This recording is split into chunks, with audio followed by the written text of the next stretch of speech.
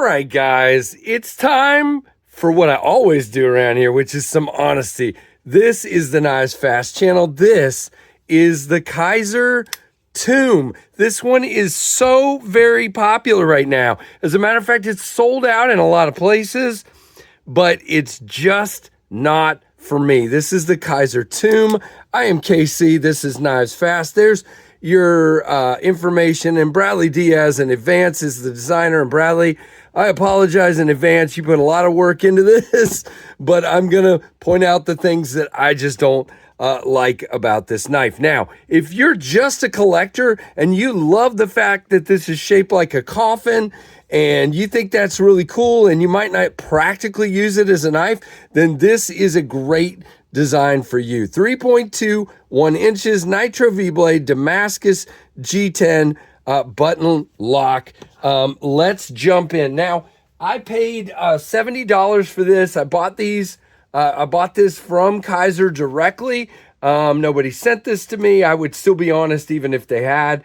But yeah, they are $70, but apparently where I bought them, at least at Kizer, these are all sold out. There were 4 versions. There's an Ultim version, there is a wood version, and there's a black aluminum version, and then this guy right here. Again, it is in Nitro V steel.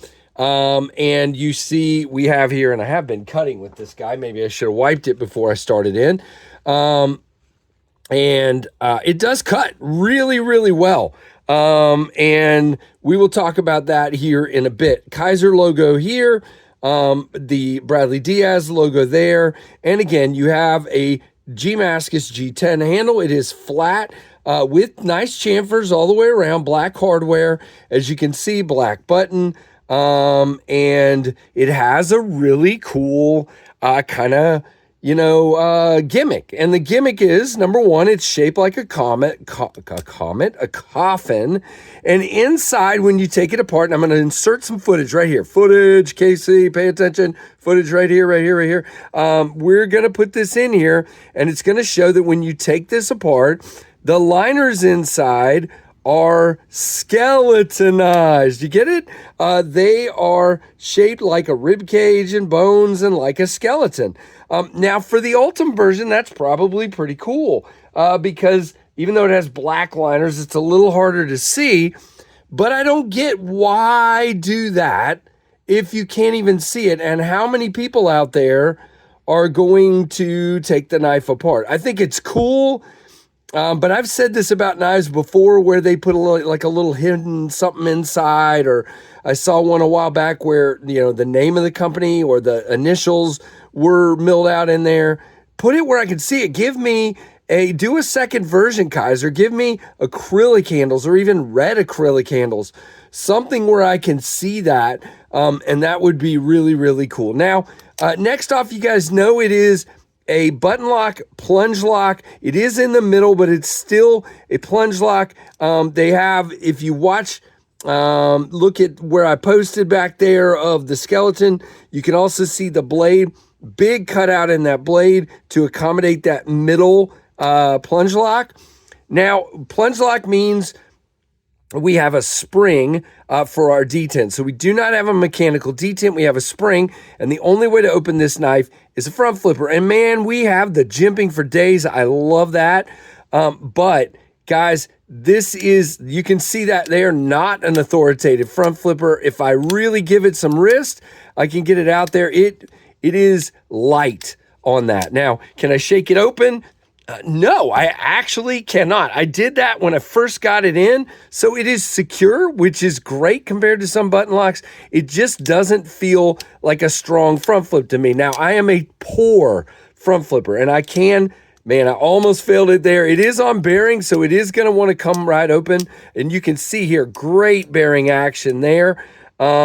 Just wish it had another way to open it. And what I would have done, again, not my design, is I would have had a little flipper out here on the other side of the blade. Just give me a back flipper, and this would be cool. Now, the next thing, guys, is going to be ergonomics. Now, by the way, let's go to the blade first.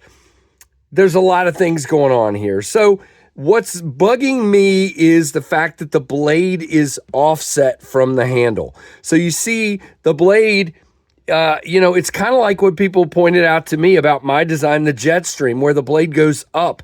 And it's not really going up except this, but because it's filling out this top part of the handle, but there's nothing here, it feels out of balance to me. I love a drop point blade. People are like, why are you keep saying, but everybody else does too. If this was a spear point and it came out like that and didn't really have this finger choil, I think it would be way better. Now, my biggest problem of the entire knife is this sharpening choil. Now, guys, you see knives all the time. I'm trying to see if I do not have one on me where they have a finger choil and it just ends. Hang on, I'm going to grab something. All right, so I'm back with 2 examples. So here is my design, the Tempest Fractus. You can see we still have a finger choil up here, but the blade just ends, okay? The finger choil just ends, and that's your sharpening choil and your finger choil all in one, okay? Same thing, Devo Knives Stout V2. Same thing, you have a nice finger choil, and then that tip just ends. Now you're way clean of that plunge.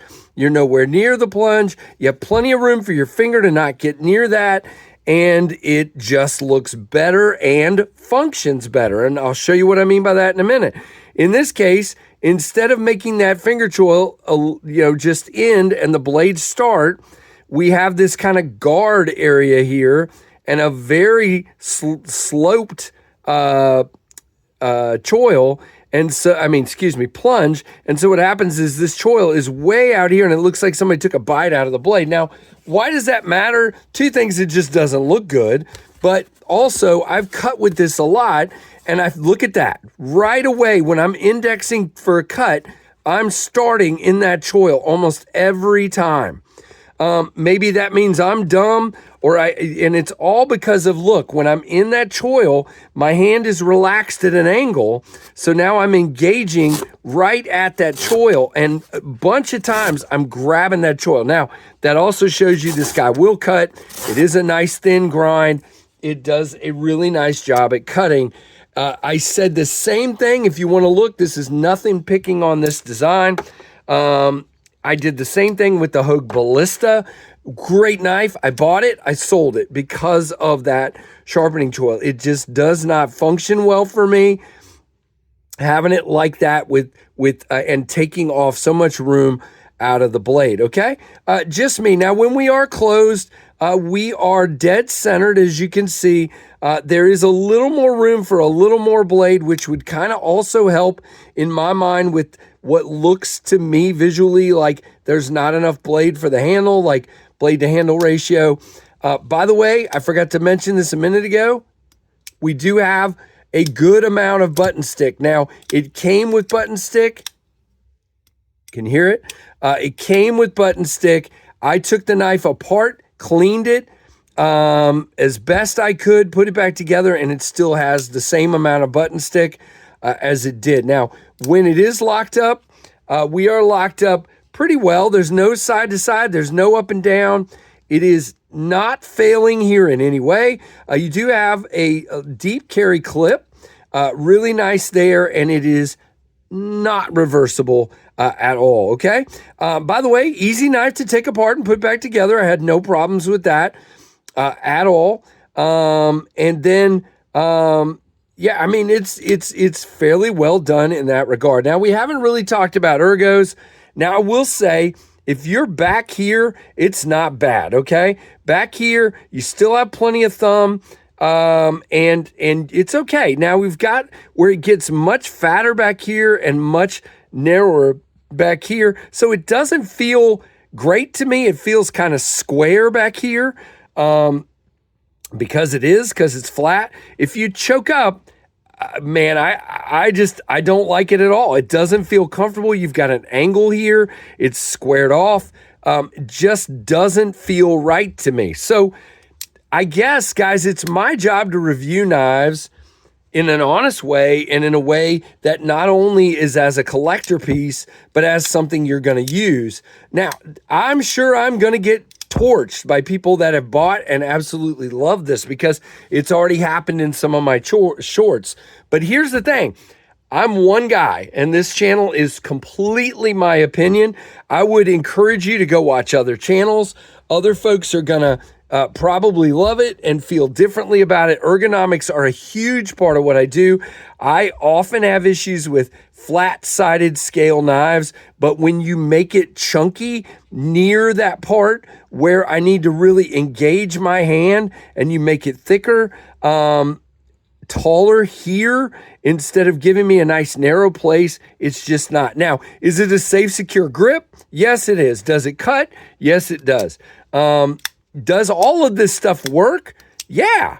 A lot of button stick, by the way. But it's just not for me. And if I wasn't honest about that and give you my complete and total honest opinion, then yeah, that wouldn't be right either. So, you know, Kizer makes a lot of dope knives. You guys know I just did my review on the Mini Mystic, and I absolutely love the Mini Mystic. This is I'm just going to get it out for size comparison if I don't drop it, which I did.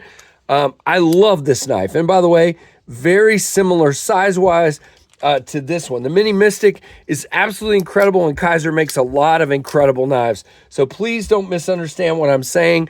Whoa. Nice. Love the Militao. Love a lot of their knives. Just this one is a miss for me. Let's do our size comparisons, and then we'll do our specs and wrap this up. And I'm sure, again, some of you will agree with me and some of you won't. We're about the same size as the Rat 2. We're smaller than the Rat 1. And again, there are 4 versions of this that were made, and I bet since they've sold so well, they will come back with more, and I'm hoping they'll do the clear acrylic so you can see it. That would be great. Now, $69.95 if you can find one. And I just added it to my cart. I already have one, so I'm not sure why I did that. I was just trying to get down here to the specs. It is 7.62 inches overall, 3.21 inch blade, 0.11 on the stock. So again, that would be cool. I mean, that is cool for cutting. Wow, if I could talk. Nitro V steel, treated to 60 to 62, 3.43 ounces, and 4.41 inches on the handle. By the way, full 4 fingers, plenty of room, either choke back or choke up. Not a problem there whatsoever. So there you go, guys. Let me know what you think down below, even if you totally and completely disagree with me. I hope we can do that and not have a problem. Again, I think if they came back and did this in such a way that it was sort of like a spear point, and it came out more like this, and just get rid of the finger choil, have your grip be back here, have that again, but it's not my design. So I just think that would look better and be better overall. But and also, you know, other people were mentioning if it was turned around. They asked me what it would be like if it was turned around. If the pivot was down here and the blade came out that way, I actually think, especially with a spear point, that would feel great. You have now a place to rest your pinky. Everything else comes down and feels better. You have your spear point blade coming out like this. This would be fantastic. Now, is there enough room for all the internals? I don't know for the answer to that. Again, if you came down to a nice thin start of a spear point, I think that would be money. I think that would be amazing. So it is what it is. I have to be honest, and we will move on. So there you go, guys. That's the Kizer Tomb.